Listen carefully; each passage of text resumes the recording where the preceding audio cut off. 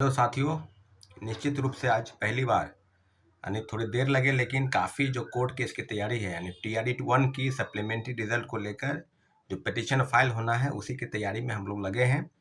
और मुश्किल से जो चीज़ें अब आपके सामने हैं कि कल एक अंतिम और महत्वपूर्ण बैठक बुलाई गई है कोर्ट केस के रिगार्डिंग। जो पिटिशनर बने हैं वो और जो नहीं बने हैं उनके लिए कल महत्वपूर्ण दिन है। 11 बजे गांधी मैदान गांधी मूर्ति के पास आप लोग जमा हो जाइए और उसके बाद जो है अंतिम रूप से हम उसको फाइनलाइज करेंगे। आज अभी जो आपसे हम जुड़े हैं उसके 2-3 महत्वपूर्ण बिंदु पर चर्चा हम करेंगे। निश्चित रूप से प्रेस के माध्यम से जो चीज़ें या ट्विटर हैंडलर पर यानी ट्विटर एक्स पर जो बीपीएससी चेयरमैन का ट्वीट आया है, इस बात की पुष्टि प्रमाणित के साथ अब कर रहे हैं कि उन्होंने जो ट्वीट किया कि हम जो हैं महिलाओं के रिजर्वेशन में जो चीज़ें छात्र नेताओं द्वारा, अभ्यर्थियों द्वारा जो प्रश्न उठाए जा रहे हैं उसका वो जवाब दे रहे हैं और काफ़ी दार्शनिक तरीके से। लगता है कि और किसी को समझ में नहीं आता। जो बातें हैं वो चेयरमैन के ही दिमाग में है कि अगर 35% आरक्षण बिहार के निवासियों को, मूल कोटि जो बिहार की महिला निवासी है उनको मिलेगा या उसका लाभ जो है, तो उनका ये कहना है कि कट ऑफ जो है कई मामलों में देखा जाता है कि पुरुष से ज़्यादा महिलाओं का कट ऑफ हो जाता है, तो आरक्षण की सीमा के दायरे में वो नहीं आते हैं, तो ये आते हैं, आदि आदि कई चीज़ों पर वो व्याख्यान दे रहे थे। अरे साहब, आपके मन में जो सवाल है ना, वो शिक्षक अभ्यर्थियों के मन में भी सवाल है। और इस तरह की चीज़ें प्रथम फेज की बहाली से ही प्रक्रिया शुरू है। तो हम लोग अब इस तरह से इधर उधर की बातें नहीं करेंगे। बिल्कुल आपको बता दें कि जिस चीज़ की प्रतीक्षा आप कर रहे हैं कि आपने कहा कि निश्चित रूप से प्रथम फेज की बहाली की प्रक्रिया में जो दोष था, जो डॉक्यूमेंट का वेरिफिकेशन आपने गलत तरीके से अपनाया, उसी का नतीजा है कि शिक्षक अभ्यर्थी दर दर के ठोकरे खाने पर मजबूर है। और जिन्होंने फर्जीवाड़ा किया है, लगातार हम प्रश्न कर रहे हैं कि नियुक्ति प्रक्रिया में दोषारोपण है और जिला शिक्षा पदाधिकारी के स्तर से काफ़ी फर्जीवाड़े तरीके से नियुक्ति प्रक्रिया अपनाई गई। जैसा कि साथियों आपको सबको पता है कि प्रथम फेज की बहाली में सभी के आदेश के बाद और शिक्षा विभाग की जब आंख खुली, जब नींद टूटी, तब इन लोगों ने नोटिस दिया कि हम फिर से जांच करेंगे, थंब इम्प्रेशन लगाएंगे, सर्टिफिकेट का जांच करेंगे, आधार मैच ही नहीं हो रहा है, सिग्नेचर मिलान नहीं हो रहा है, फोटो मिलान नहीं हो रहा है। तो कई चीज़ें अब बिल्कुल अब क्लियर हो गई है कि जिलों से सूची अगर भेजी जाए तो नालंदा से 150-200 शिक्षक जो हैं वो गायब हैं। उसके पहले पटना से 150 शिक्षक गायब थे। कहाँ चले गए भाई? पाताल में समा गए या आकाश खा गया उनको? हुआ क्या?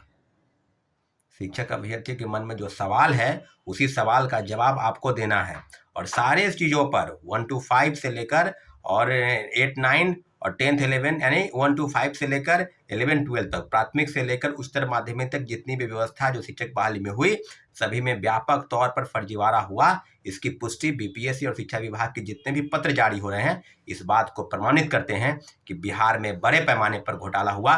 और जो माननीय मुख्यमंत्री जी के संज्ञान में भी नहीं है, तो मैं आप अपने चैनल के माध्यम से निश्चित रूप से ये आशा करता हूँ कि माननीय मुख्यमंत्री 1 to 1 सभी चीज़ों पर संज्ञान लें, क्योंकि कई चीज़ें हो रही है। TRE-2 में भी वो चीज़ें सामने आएंगी।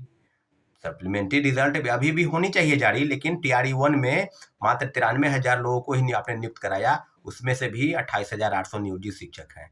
और अभी फर्जीवाड़ा का डाटा चल रहा है, जिलों में फर्जीवाड़ा का हद हो गया। कहीं 150 गायब हैं, कहीं 100 गायब हैं, कहीं 75 गायब हैं। और ऐसे कोई ऐसा जिला नहीं है बिहार में बाकी जहां से फर्जीवाड़ा नहीं हुआ।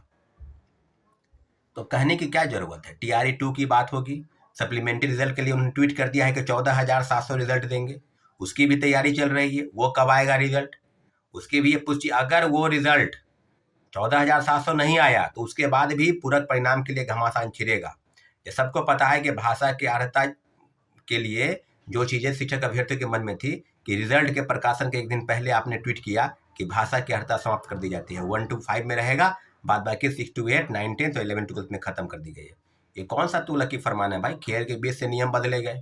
अब कहना है कि वो हम बदल सकते हैं, तो पहले क्यों नहीं बदले गए? जिनका 30 मिनट या 25 मिनट आपने खाया उसकी भरपाई कौन करेगा?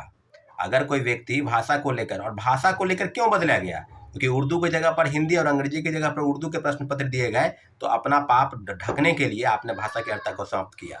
महिलाओं की रिजर्वेशन पर आपकी अनदेखी की गई। बिहार के महिलाओं को निश्चित रूप से रिजर्वेशन नहीं मिला।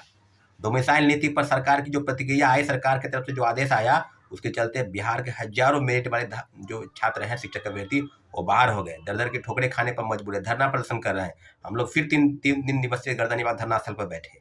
तो क्या ऐसी चीज़ें नहीं होगी? द कोर्ट केस जाने के संबंध में जो भी तैयारी है वो पूरी कर ली गई है और आगे यानी कहने का मतलब 10 या 11 तारीख को पूरी ड्राफ्टिंग हो जाएगी। अब कोई घबराने की जरूरत नहीं है। सप्लीमेंट्री रिजल्ट को लेकर हमारी लड़ाई जारी है। बस आपका साथ चाहिए और आप लोगों से आग्रह है कि अन्य काफ़ी चैनल चलते हैं यूट्यूब पर। क्या आप सिर्फ यूट्यूब पर चैनल चलते हैं? आपके साथ देने वाला कोई नहीं है। यहाँ लड़ाई जो है सड़क से सदन और जो है बीपीएससी से शिक्षा विभाग से माननीय उच्च न्यायालय, सब जगह से लड़ाई लड़ी जाएगी और लड़ी जा रही है। सप्लीमेंट्री रिजल्ट के लिए पहले भी केस हुए हैं, आगे भी केस होंगे। टीआरई 2 में भी मुकदमा होगा क्योंकि भाषा की अर्हता समाप्त कर दी गई। इसको लेकर जितने भी शिक्षक अभ्यर्थी वो भी तैयारी कर रहे हैं। तो जो सवाल है बीपीएससी में बड़े पैमाने पर शिक्षक भर्ती जो हुई और उसमें घोटाला हुआ, फर्जीवाड़ा हुआ, इसका दोषारोपण, इसका दोषी कौन है? तो वो बीपीएससी है और शिक्षा विभाग है। इन दोनों ने आयोग और विभाग की मिलीभगत के कारण हजारों जो है मेरिटधारी वो रोड पर भटकने को मजबूर है और फर्जीवाड़े नियुक्त हो गए।